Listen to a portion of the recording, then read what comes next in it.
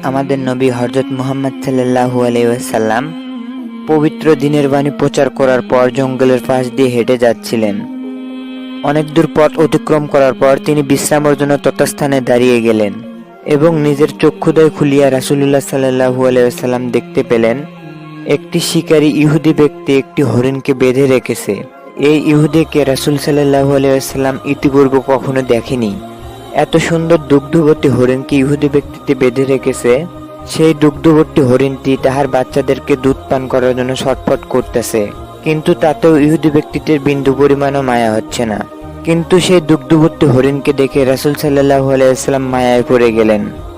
তখন ইহুদি ব্যক্তিটি রাসূল সাল্লাল্লাহু আলাইহি ওয়াসাল্লামকে চিনতে না পারলেও দুগ্ধবতী হরিণটি রাসূল সাল্লাল্লাহু আলাইহি ওয়াসাল্লামকে চিনতে পেরে বলতে লাগলো, ইয়া রাসূলুল্লাহ সাল্লাল্লাহু আলাইহি ওয়াসাল্লাম, আজ সকালে আমি আমার সন্তানদের খাদ্য গ্রহণের কান্নাস্বর শুনে তাহাদের খাবার অন্বেষণের জন্য বাহির হইয়াছিলাম, কিন্তু নিকটস্থ কোনো স্থানে খাবার না পেয়ে আমি যখন খাবার অন্বেষণের জন্য এই জঙ্গলে উপস্থিত হলাম, তখন এই ইহুদি শিকারীটি আমাকে বন্দী করে ফেলে এবং সেই সকাল থেকে এখন পর্যন্ত আমাকে বন্দী করে রেখেছে।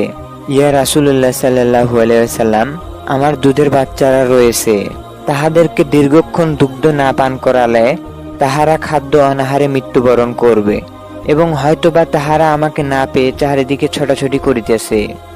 ওহে আল্লাহর নবী হযরত মুহাম্মদ সাল্লাল্লাহু আলাইহি ওয়াসাল্লাম, আমি আমার ছোট্ট বাচ্চাদের সঙ্গে শেষবারের মতো দেখা করতে চাই। নিশ্চয়ই আপনি একটি ব্যবস্থা করে দিন, কারণ মহান আল্লাহ রাব্বুল আলামিন আপনাকে অসীম জ্ঞান দান করেছেন। এবং দুগ্ধবতী হরিণের এরকম কথা শুনে দয়ার নবী রাসূল সাল্লাল্লাহু আলাইহি ওয়াসাল্লামের নরম মনে আঘাত করল। সেই হরিণীটির কষ্ট দেখে রাসূল সাল্লাল্লাহু আলাইহি ওয়াসাল্লামের কান্না চলে আসলো। তখন তিনি শীতল মনদয় নিয়ে ইহুদি ব্যক্তিটিকে বললেন, ওহে ইহুদি, তুমি কেন এই হরিণকে আটকে রেখেছো, যে কিনা তাহার সন্তানদেরকে দুগ্ধপান করার জন্য উদ্গ্রীব হয়ে পড়েছে?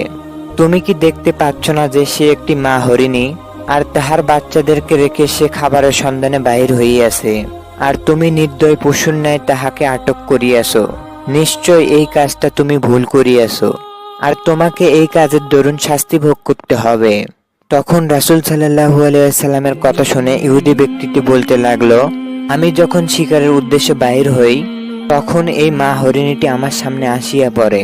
তা আমি তাহাকে আমার করা জালে বন্দী করিয়া নিই।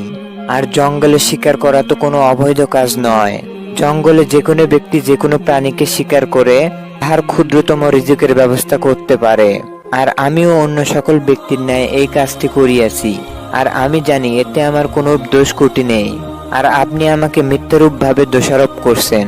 তখন ইহুদিটির কথা শুনে রাসূল সাল্লাল্লাহু আলাইহি ওয়াসাল্লাম বললেন, ওহে ইহুদি, তুমি কি এটা দেখতে পাচ্ছ না যে এটা একটা মা হরিণ, এবং যাহার স্তন কিনা দুগ্ধে ভরপুর, এবং সে তার বাচ্চাদেরকে দুগ্ধ পান না করানোর জন্য তাহার স্তনদ্বয় ফুলে উঠে সে অনেক কষ্ট পাচ্ছে। অতএব তুমি তাহাকে ছেড়ে দাও, আর এতে তোমার জন্য অনেক মঙ্গল রহিয়াছে। নিশ্চয় প্রাণীদেরকে ভালোবাসা একজন মুমিন ব্যক্তির প্রকৃত কাজ। তখন রাসূল সাল্লাল্লাহু আলাইহি ওয়াসাল্লামের কথা শুনে ইহুদি ব্যক্তিটি বলল, আমি অনেক কষ্ট করিয়া এই হরিণকে শিকার করিয়াছি, আর তোমার কথা মতো আমি তাহাকে ছেড়ে দেব কেন? তুমি একজন অকর্মণ্য বিধায় পরিশ্রমের কষ্ট তুমি বোঝো না। তখন রাসূল সাল্লাল্লাহু আলাইহি ওয়াসাল্লাম বললেন, হে ইহুদি, সে যেহেতু শেষবারের মতো বলছে, আর তাই তুমি তাহাকে ছেড়ে দাও। সে শুধুমাত্র তাহার সন্তানদেরকে দুধ পান করিয়ে জীবনের শেষবারের মতো দেখা করে তোমার কাছে চলে আসবে। তখন রাসূলুল্লাহ সাল্লাল্লাহু আলাইহি ওয়াসাল্লামের এরূপ কথা শুনে ইহুদি ব্যক্তিটি বলল, এই হরিণ কি তোমার পোষ্যতুল্য কোনো প্রাণী, যে কিনা এখান থেকে চলে গিয়ে তাহার সন্তানদেরকে দুধ পান করিয়ে আবার এখানে ফিরে আসবে? আর এই কথাটা কোনো সুস্থ মানুষ বলতে পারে না। নিশ্চয় তোমার মস্তিষ্ক বিকল হয়ে পড়েছে এবং তুমি পাগল পথে হাঁটছ। ইহুদিটি যখন কোনোভাবেই হরিণকে ছেড়ে দেওয়ার জন্য রাজি হচ্ছে না, তখন রাসূল সাল্লাল্লাহু আলাইহি ওয়াসাল্লাম বললেন, ওহে ইহুদি, তুমি নিশ্চিত মনে হরিণটিকে ছেড়ে দাও, আর তাহার বিনিময়ে তুমি আমাকে বেঁধে রাখো। আর হরিণ যদি তাহার সন্তানদের দুধ পান করিয়া আর না ফিরে আসে, তাহলে তুমি কিয়ামত পর্যন্ত আমাকে বন্দী করে রাখবে। নিশ্চয় আমি মহান আল্লাহ রাব্বুল আলামিনের একজন শেষ নবী হযরত মুহাম্মদ সাল্লাল্লাহু আলাইহি ওয়াসাল্লাম, আর আমি জীবনে একটি কথাও মিথ্যা বলিনি। নিশ্চয় আমি সত্যবাদী ও মহান আল্লাহ রাব্বুল আলামিনের একজন নবী। তখন রাসূল সাল্লাল্লাহু আলাইহি ওয়াসাল্লামের কথা শুনে ইহুদি ব্যক্তিটি বলল, আমি এই মুহূর্তে হরিণটিকে ছেড়ে দিচ্ছি, আর এখন আমি তোমাকে বেঁধে রাখবো। আর হরিণ যদি ফিরে না আসে, তাহলে আমি তোমাকে কিয়ামত পর্যন্ত বেঁধে রাখবো। অতঃপর এই কথাগুলো বলে ইহুদি হরিণটিকে ছেড়ে দিল, আর রাসূল সাল্লাল্লাহু আলাইহি ওয়াসাল্লামকে ইহুদি ব্যক্তিটি বন্দী করে ফেলল। আর হরিণটি আপন মনে তাহার সন্তানের দিকে চলতে থাকলো। তখন ইহুদি ব্যক্তিটি বলতে লাগলো, আমার বিশ্বাস এই হরিণটি আর ফিরে আসবে না। আর হরিণটির দায়িত্ব যেহেতু এই লোকটি নিয়েছে, হরিণটি ফিরে না আসা পর্যন্ত এই ব্যক্তিকে আমি বেঁধে রাখবো। তাহলে আমি এই লোকটিকে কিয়ামত পর্যন্ত বেঁধে রাখবো। এবং আমি পূর্বেই যে কথা ধারণা করেছিলাম, এই লোকটি একটি নির্বোধ ও বোকা, যে কিনা বনের একটি সাধারণ হরিণের জন্য নিজের জীবনকে বিপদে ফেলিয়াছে। তখন বনের হরিণটি দৌড়াতে দৌড়াতে গিয়ে তাহার বাচ্চাদের নিকট উপস্থিত হলো, এবং দীর্ঘক্ষণ দেখতে না পাওয়ায় বাচ্চা হরিণীগুলো তাহার মা হরিণীকে জিজ্ঞেস করলো, ওহে আমাদের আম্মা জান, আজ সকাল হতে আপনি কোথায় হারিয়ে গিয়েছিলেন? আপনি আমাদেরকে খাবার সংগ্রহের কথা বলে সেই সুদূর সকালে বাহির হইয়াছেন, আর এখন ফিরে এলেন। আমরা আপনার দুগ্ধপান না করতে পেরে আপনাকে ডাকতে ডাকতে আমাদের কণ্ঠস্বর শুকিয়ে এসেছে। অতএব আপনি তাড়াতাড়ি আমাদের নিকট উপস্থিত হন, আমাদের হারিয়ে যাওয়া কণ্ঠস্বরকে ফিরিয়ে আনি। তখন মা হরিণটি কান্নাস্বরে তাহার সন্তানদেরকে বলল, ওহে আমার সন্তানগণ, তোমরা জীবনে শেষবারের মতো দুধ পান করে নাও, এবং আজকের পরবর্তীতে আমার সঙ্গে আর কখনো তোমাদের দেখা হবে না, এবং আজকের পরবর্তীতে আর কখনো আমার দুধও তোমরা পান করতে পারবে না। তখন হরিণের সন্তানেরা তাহার মা হরিণীকে বলল, ওহে আমাদের আম্মা জান, আপনি কেন আমাদের একথা বলছেন? আর কেনই বা আজীবনে আপনার সঙ্গে আর দেখা হবে না? এবং আপনার এই কথাবার্তাটি আমাদের কাছে খুব একটা ভালো মনে হচ্ছে না, এবং পরিপূর্ণ বিষয় আমাদের কাছে খুলে বলুন। তখন মা হরিণীটি তাহার বাচ্চাদেরকে বলল, ওহে বাচ্চারা, তোমরা অতি সত্বর আমার দুধ পান করো। প্রতিদিনের ন্যায় আজ সকালে যখন আমি খাবার অন্বেষণের জন্য বের হই, তখন চলন্ত পথে একটি ইহুদি শিকারী আমাকে বন্দী করে ফেলে, এবং আমি শত চেষ্টা করেও তাহার বন্দী হতে বের হতে পারিনি। কিন্তু তখনই তৎস্থানে উপস্থিত হলেন প্রাণীকুল ও মানুষকুলের নবী ও রাসূল মুহাম্মদ রাসূলুল্লাহ সাল্লাল্লাহু আলাইহি ওয়াসাল্লাম, এবং আমি তাহাকে তোমাদের সম্পূর্ণ ঘটনা খুলে বললাম। তখন আমি তাহাকে আরো একথা বললাম, ইয়া রাসূলুল্লাহ সাল্লাল্লাহু আলাইহি ওয়াসাল্লাম, আমার সন্তানগণ সেই সকাল থেকে এখন পর্যন্ত দুধ পান করতে পারেনি, আর দুধ পান না করার দরুন তাহাদের কণ্ঠ শুকিয়ে উঠেছে, এবং আপনি আমাকে তাহাদের কাছে যাওয়ার ব্যবস্থা করে দিন। তখন ইহুদি ব্যক্তিটি রাসূল সাল্লাল্লাহু আলাইহি ওয়াসাল্লামকে বেঁধে রেখে তোমাদেরকে দুগ্ধপান করানোর জন্য নবীজি সাল্লাল্লাহু আলাইহি ওয়াসাল্লাম নিজেকে ইহুদি শালায় বন্দী হয়ে রেখেছেন। অতএব তোমরা তাড়াতাড়ি আমার দুগ্ধ পান করে নাও। তখন হরিণের সন্তানেরা বলল, ওহে আমার আম্মা জান, আপনি কিভাবে একথা ভাবলেন যে মায়ের নবী রাসূলুল্লাহ সাল্লাল্লাহু আলাইহি ওয়াসাল্লাম ইহুদের হাতে বন্দী রইয়াছে, আর মায়ের নবীকে কষ্টকর অবস্থায় রেখে আমরা দুগ্ধ পান করব? এটা কখনোই হতে পারে না। আমরা না খেয়ে মারা যেতে প্রস্তুত রহিয়াছি, কিন্তু তবুও মায়ের নবীকে কষ্ট করতে দেব না। অতএব আপনার সঙ্গে আমরাও ইহুদির দরবারে যাব। দয়ার নবী রাসূলুল্লাহ সাল্লাল্লাহু আলাইহি ওয়াসাল্লামের কোনো কষ্ট আমরা সহ্য করতে পারবো না। অতএব হে আমাদের আম্মা জান, আপনি অতি তাড়াতাড়ি আমাদের সে স্থানে নিয়ে চলুন। অতঃপর মা হরিণটি তাহার সন্তানদের ঈমানদীপ্ত কথা শুনে অত্যন্ত অবাক ও বিস্মিত হয়ে পড়লেন। তখন তিনি তার সন্তানদের কথা অনুযায়ী সেই ইহুদি বন্দিশালার দিকে চলতে থাকলেন, আর এভাবে অনেকক্ষণ চলতে থাকলো।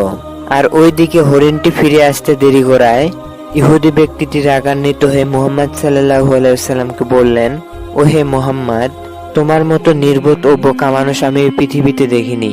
বনের শিকার করা হরিণ, তাহাকে ছেড়ে দিলে সে কি কখনো ফিরে আসে? আর একটা সামান্য হরিণের জন্য তুমি এত কষ্ট করছো।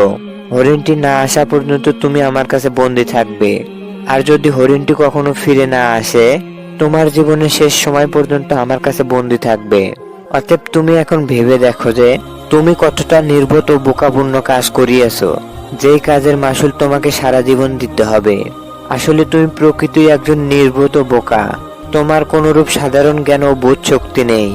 তখন দয়ার নবী রাসূল সাল্লাল্লাহু আলাইহি ওয়াসাল্লাম ইহুদিদের কথা শুনে বলতে লাগলেন, ওহে ইহুদি, তুমি একটু ধৈর্য ধারণ করো। হরিণটি অবশ্যই আমাকে চিনতে পেরেছে, আর তুমি না জানলেও সেই হরিণটি জানে আমি শেষ নবী ও রাসূল। কঠিন হাসরের দিনে একমাত্র আমিই শাফায়াত করব, এবং আমি আমার উম্মতকে জাহান্নাম থেকে জান্নাতে নিয়ে যাব। আর হরিণটি অবশ্যই মহান আল্লাহ রাব্বুল আলামিনের হুকুমে ফিরে আসবে। আর তুমি একথা বিশ্বাস করো বা নাই করো, তুমি একটু ধৈর্য ধারণ করেই দেখো।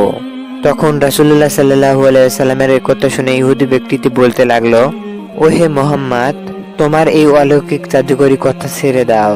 যেই কথা কখনো সত্য হবার নয় তাহা তুমি বলিও না, কারণ আমি খুবই ক্রোধান্বিত হইয়া পড়িতেছি। আজ শুধুমাত্র তোমার কারণেই আমি আমার শিকারকে হারিয়ে ফেলেছি। অতএব তুমি চুপচাপ এখানে বসে থাকো, নচেৎ তুমি আমার ভয়ঙ্কর রূপ দেখবে। আমি জানি কিয়ামতের আগ পর্যন্ত এই হরিণ আর ফিরে আসবে না।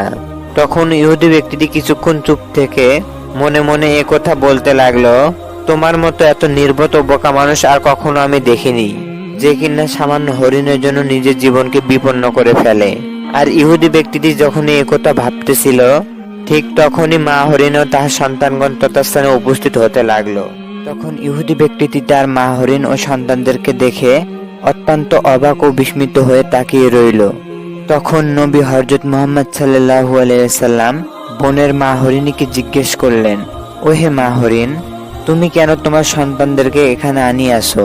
কিন্তু কথা তো ছিল তুমি একাই তোমার সন্তানদের দুধ পান করিয়ে তথাস্থান থেকে চলে এসে ইহুদির হাতে বন্দী হয়ে যাবে, কিন্তু তুমি কেন তোমার সন্তানদেরকে এখানে আনিয়াছো?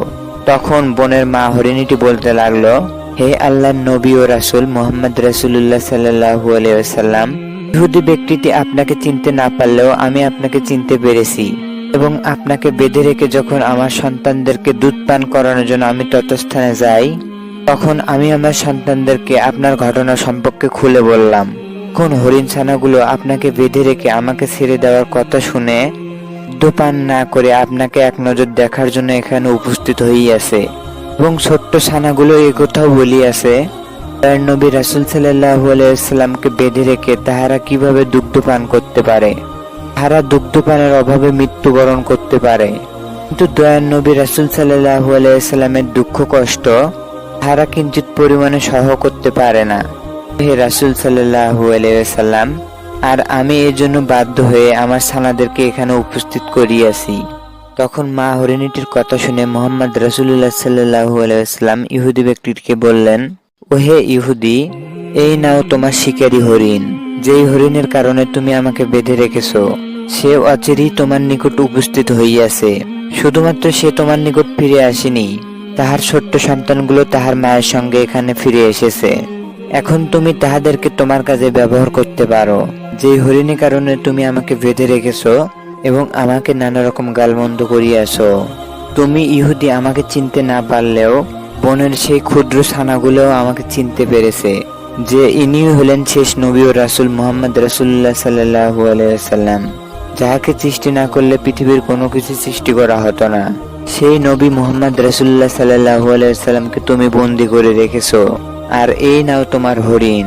এই কথাগুলো বলে রাসূল সাল্লাল্লাহু আলাইহি ওয়াসাল্লাম তথাস্থান থেকে চলে যেতে লাগলেন।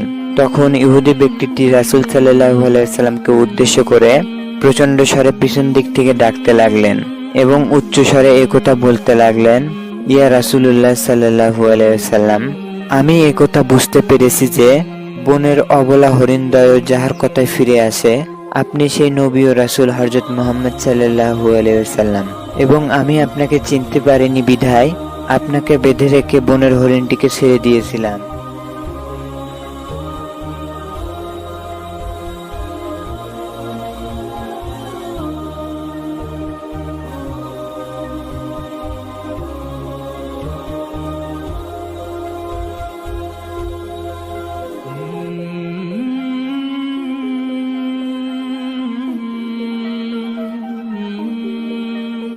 হযরত নূহ আলাইহিস সালামের জাহাজে প্রাণী জগতের প্রায় সব প্রাণী ও কিছু সংখ্যক ইমানদার ব্যক্তি উঠে পড়ল। ওইদিকে মহান আল্লাহ রাব্বুল আলামিনের হুকুমে প্রচন্ড শাস্তিপূর্ণ আযাব মহাপ্লাবন ঘনিয়ে আসতে লাগলো। চারিদিকে প্রচন্ড স্বরে বাতাস বইতে লাগলো। সুন্দর ও নীলতরী আকাশ কালো চেহারা ধারণ করলো। শুরু হলো প্রচন্ড বৃষ্টি ও বজ্রপাত বর্ষণ, এবং নিমেষেই পুরো পৃথিবীর উপরিভাগ পানির নিচে তলিয়ে যেতে লাগলো। মহান আল্লাহ রাব্বুল আলামিনের মহাপ্লাবন দেখে জাহাজে থাকা ব্যক্তিরা মহান রবের শুকরিয়া আদায় করতে লাগলো এবং প্রচন্ড বজ্রপাতে চারিদিকে অন্ধকার হয়ে এলো। ওইদিকে হযরত নূহ আলাইহিস সালামের পুত্র কেনান একটি উঁচু পাহাড়ে দাঁড়িয়ে বলতে লাগলো, হয়তোবা আমি এই মহাপ্লাবন থেকে রক্ষা পেয়েছি এবং আমি এ যাবৎ অনেক কষ্ট করেছি এবং আজ আমি এই শহরের সবচেয়ে বড় পাহাড়ে উপস্থিত হইয়াছি। আমাকে শত চেষ্টা করেও কেউ এই সুরক্ষাপূর্ণ স্থান থেকে সরাতে পারবে না। আজ আমি এই বিপদের সময়ে এই কুটবুদ্ধি আসার জন্য আমি খুবই খুশি। তখন মনে মনে কেনান ভাবছিল সে হয়তো মহান আল্লাহর আযাব মহাপ্লাবন থেকে বেঁচে গেছে, কিন্তু প্রকৃতপক্ষে সমস্ত আযাব আর গজব ক্রমান্বয়ে স্ফীত হয়ে উঠছে। চারিদিকে সমুদ্রের ঢেউ যেন বেড়েই চলছে এবং বৃষ্টির সহিত বজ্রপাত ভূপতিত হচ্ছে। কিন্তু হঠাৎ অচমকা হাওয়া এসে কেনানের বুকে আঘাত করলো এবং কেনান বাতাসের আঘাত খেয়ে তথাস্থানে পাহাড়ের চূড়ায় দুমড়ে মুচড়ে পড়ে গেল। আর এতেই তাহার হাত পা পাঁজরের হাড়গুলো চূর্ণ বিচূর্ণ হয়ে গেল এবং আজ কেনানের সর্বগৌরবের অহংকার মাটির সঙ্গে মিশে গেল। আজ এই পৃথিবীতে কে আছে যে মহান আল্লাহ রাব্বুল আলামিনের শান্তির পথের বিরোধিতা করে? পাহাড়ের চূড়ায় পড়ে কেনান মৃত্যুসজ্জায় কাতরাতে লাগলো। আর কিছুক্ষণের মধ্যে কেনানের প্রাণবায়ু ইহজগৎ ত্যাগ করলো। তখন কেনানের প্রাণহীন দেহ সমুদ্রের মধ্যে গড়িয়ে পড়ল এবং সমুদ্রের ভিতরে অচেনা জায়গার উদ্দেশ্যে ভেসে যেতে লাগলো। আজ নূহ নবীর পুত্র কেনানও মহান আল্লাহ রাব্বুল আলামিনের শাস্তি থেকে রক্ষা পায়নি। আর এভাবেই ধীরে ধীরে বাতাস ও বৃষ্টির বেগ যেন প্রচন্ড বেড়েই যেতে লাগলো। কিন্তু প্রচন্ড আযাব আর গজবের ভিতরেও নূহ নবীর জাহাজটি যেন অক্ষত রহিয়াছে এবং জাহাজটি পবিত্র কাবা শরীফের চতুর্দিকে ঘূর্ণায়ন করার মাধ্যমে তাওয়াফ করছিল। আর জাহাজটির ভেতরে একটি ইবলিস শয়তান উঠে পড়েছিল। তখন ইবলিস শয়তান ইমানদার ব্যক্তিদের ইমান ধ্বংস করার জন্য একটি কূটবুদ্ধি আঁটলো। তখন ইবলিস একটি শূকরের কাছে গিয়ে নাকে সুরসুরি দিল আর সুরসুরি খেয়ে শূকরটি সজোরে হাসি দিতে লাগলো। আর তখনই শূকরের নাকের মধ্য থেকে ইঁদুর বেরিয়ে আসতে লাগলো এবং ইঁদুরগুলো ছোটাছুটি করতে লাগলো। আর অনেকক্ষণ ছোটাছুটি করার পর ইবলিস দেখতে পেল ইঁদুরগুলো জাহাজের নিচতলায় গিয়ে কাঠ কাটতে আরম্ভ করছে। আর এরূপ অবস্থা দেখে ইবলিস খুশি হয়ে বলতে লাগলো, আজ নূহ আলাইহিস সালাম ও তাহার ইমানদার ব্যক্তিদের যখন আমি আমার হাতের কাছে পেয়েছি, আমি তাদেরকে ঈমান হারা করিয়েই ছাড়ব এবং সেই মহান রব আজ আমার হাত থেকে তাদেরকে রক্ষা করতে পারবে না।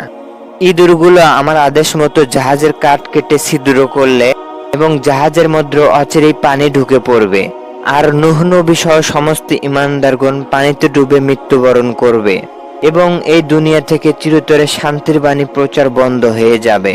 আর এরকম কথা ভেবে ইবলিস খুশি হতে লাগলো। আর ওইদিকে ইঁদুরগুলো জাহাজের কাঠ কেটে ছিদ্র করা আরম্ভ করলো। তখন তথাস্থান দিয়ে যাচ্ছিল দুইটি কবুতর। তথাস্থানে ইঁদুরের কার্যক্রম দুইটি কবুতর দেখে ফেললো। তখন একটি কবুতর বলল, হে আমার স্ত্রী কবুতর, তুমি দেখো আমাদের জাহাজে এই ইঁদুরগুলো শয়তানের হুকুমে কাঠ কেটে আমাদের জাহাজটি ডুবিয়ে দিতে যাচ্ছে। কিন্তু মহান আল্লাহ রাব্বুল আলামিনের কাছে শয়তানের কূটকৌশল কখনো সফল হতে পারে না। আর এখন আমাদের উচিত হযরত নূহ আলাইহিস সালামকে সর্বঘটনা খুলে বলা।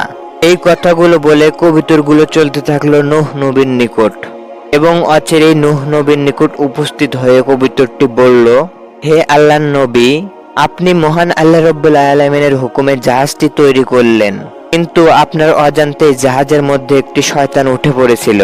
আর সেই ইবলিস ইঁদুরগুলোকে এই নির্দেশ দিয়েছিল আর ইঁদুরগুলো যেন জাহাজের কাঠ কেটে জাহাজটি ডুবিয়ে দেয়।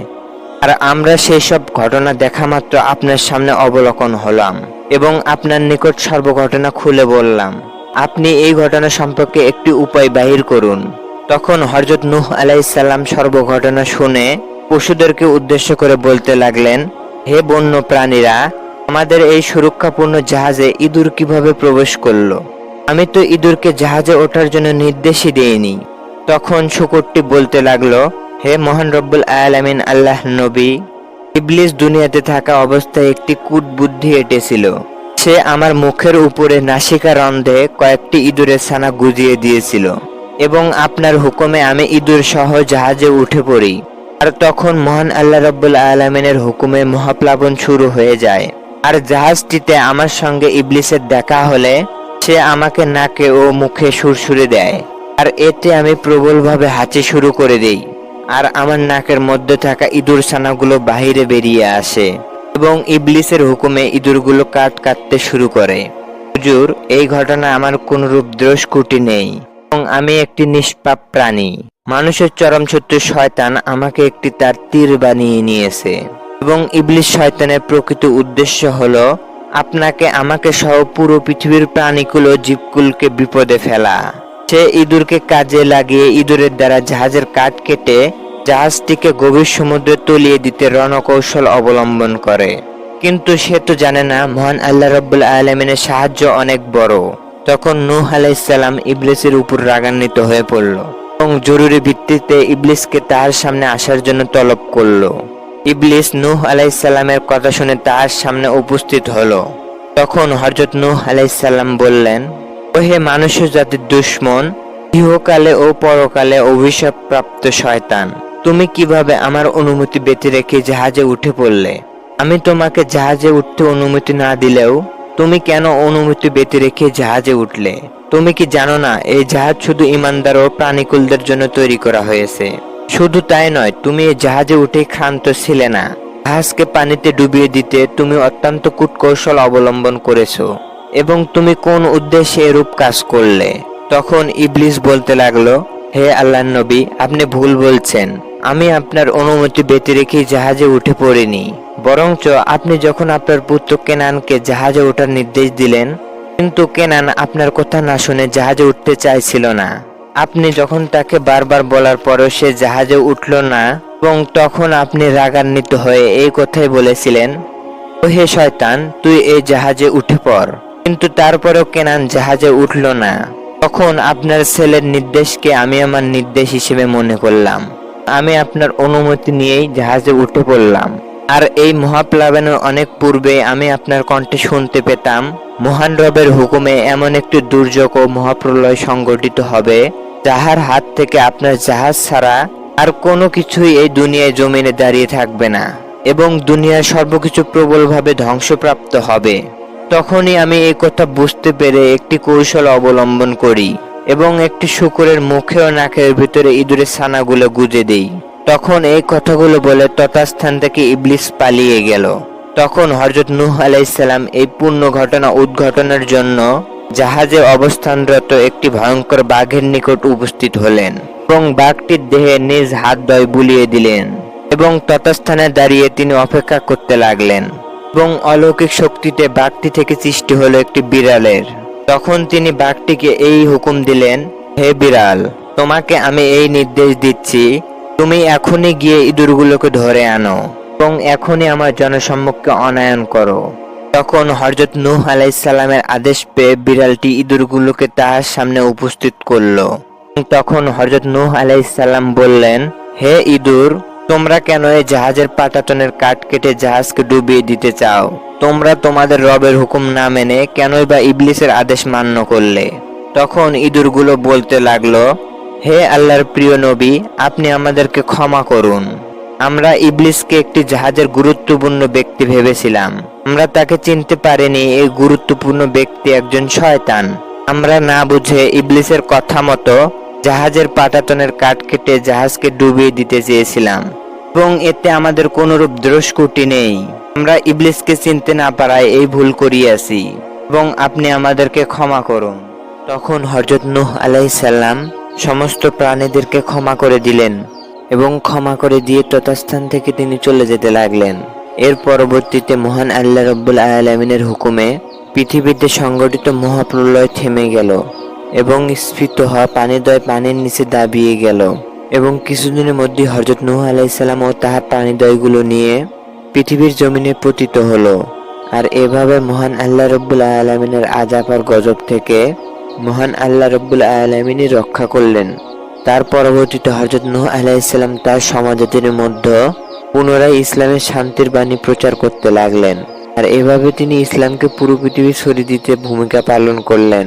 সো ভিডিও ভিউয়ার্স, আরো একদিনের ঘটনা। মহান আল্লাহ রাব্বুল আলামিনের একজন ওলি আবু হাসান আল খারকানি রহমাতুল্লাহ আলাইহি এক বাঘের পৃষ্ঠে বসে মহান আল্লাহ তাআলার ইবাদত করার ঘটনা। কারকান এলাকায় বসবাস করা একজন ব্যক্তি ছিলেন।